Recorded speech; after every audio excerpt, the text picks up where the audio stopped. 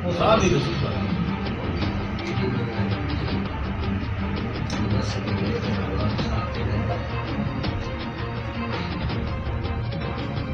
Sir, स्वागत है आपका इस समय मीडिया से विशेष बातचीत करने के लिए। इसमें ब्लॉक नंबर 18 से कॉमरेड उर्मिला देवी।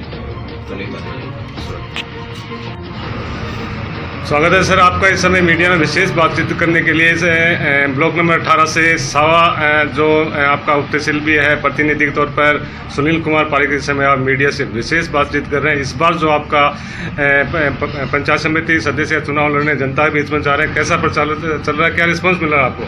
नमस्कार जी, आपके दर्शकों को धन्यवाद। हमारा बहुत अच्छा प्रचार हो रहा है, बहुत अच्छा जनता ने हमारे संघर्ष को, हमारी लड़ाई जो जन मुद्दों पे हमने लड़ी है, जनता की आवाज़ प्रशासन और सरकार तक पहुंचाने की कोशिश की है, उन मुद्दों पर जनता ने बहुत अच्छा समर्थन दिया है। मैं मार्क्सवादी कम्युनिस्ट पार्टी से बिलोंग करता हूँ। मेरी माता जी इसमें उम्मीदवार है। जनता के हक और अधिकार के लिए किसान और मजदूर की आवाज़ को हमने बुलंद की है।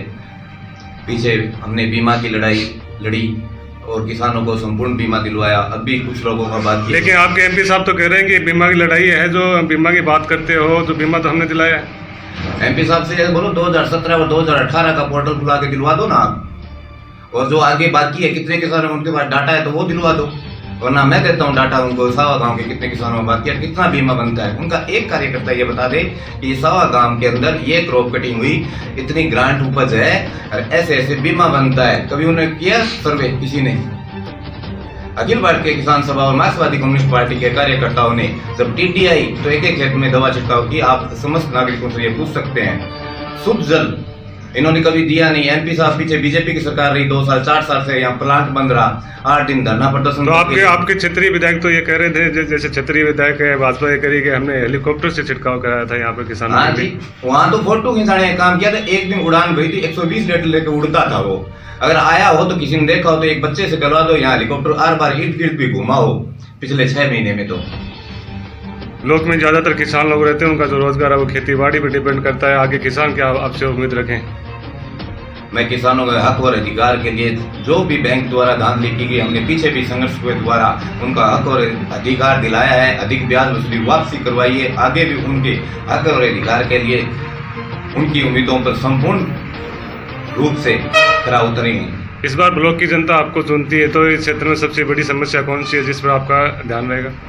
सबसे बड़ी समस्या स्वच्छ जल है यहाँ की, बैंक की धांधली है, खेल स्टेडियम जिसके अंदर आज तक संपूर्ण कार्य नहीं हुआ है, चिकित्सा के अंदर हमने धरना प्रदर्शन करके एमडी डॉक्टर लाए।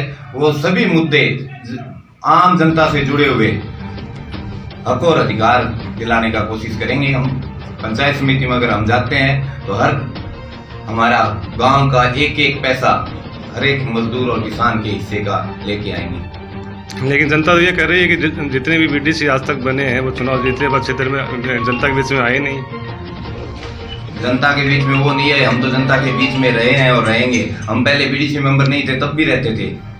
अगर नहीं रहे हैं तो आप गांव में एक एक बच्चे से पूछो, जनता के बीच में रह के काम किया है कि करेंगे।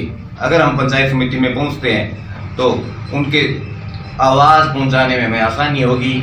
उनके जो भी मूलभूत जरूरतमंद सरकार द्वारा एक एक पाइप का हिसाब लेके रहेंगे उनका।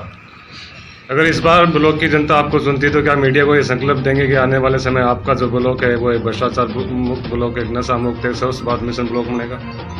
ये हमारा संकल्प है, प्रतिज्ञा है। इसके उद्देश्य में हम संपूर्ण रूप से कार्य करेंगे। सर, बहुत बहुत धन्यवाद आपका मीडिया से विशेष बातचीत करने के लिए। हम आपके उज्जवल वैसे ही कामना करते हैं। सुनील जी पारिक जी, कन्हैयालाल सैनी जी, आप युवा हैं और आपके पास प्रतिनिधि के तौर पर सुनील कुमार जी पारिक इस समय मौजूद हैं, कामरेड हैं और बीडीसी का चुनाव लड़ रहे हैं।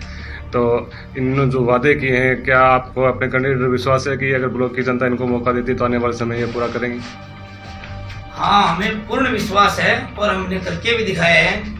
अभी पीछे जलदाय विभाग के अंदर इतनी बड़ी धांधलीबाजी थी और इतना पानी गंदा आ रहा था जिसके कारण पूरे गांव में बीमारी को झेलना पड़ा। और मैं आपको ये बता देना चाहता हूँ कि हम 8 दिन वाटर वर्क्स के आगे धरना दिए और यहाँ जो अब जनप्रतिनिधि है